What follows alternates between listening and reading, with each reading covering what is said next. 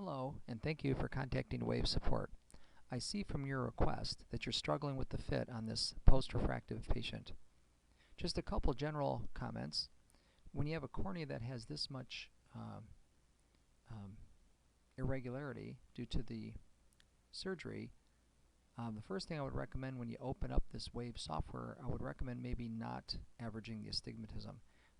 Averaging the astigmatism can help hide imperfections in the cornea, and it sometimes can help if you are fitting with just an R-SIM design.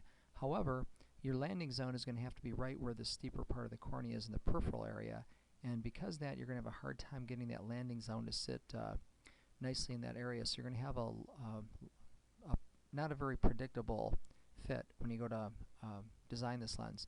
So what I recommend doing in this unique corneas is do not average the astigmatism, and then open it up in free form, because you want to get that lens to match as much of this unique contour as you can, and by doing that you have a much better chance of getting this lens to center. So if we look at your design for a moment, I'm going to bring it up here. So overall the design actually looks pretty good for an R-SIM design, but you'll notice if you look at the area between the blue and pink dot, that's your traditional landing area, and if you just go around the clock dial, you'll see that you have a lot of ups and downs through there. And it's for the most part it's not that parallel with the green corneal line. So because of that, you don't have a real good consistency with that landing area. The next thing to look at is this lower left design, this lower left of the quad view. That shows you the back surface of the contact lens. And there's a bit of a variation from the front surface of the topography that Wave is looking at here. So one thought would be just to switch over to freeform. And when you do that, that's going to allow Wave to recapture a lot of that corneal data. So we're just going to redesign using the current settings. We're going to give it a moment here to do the calculations.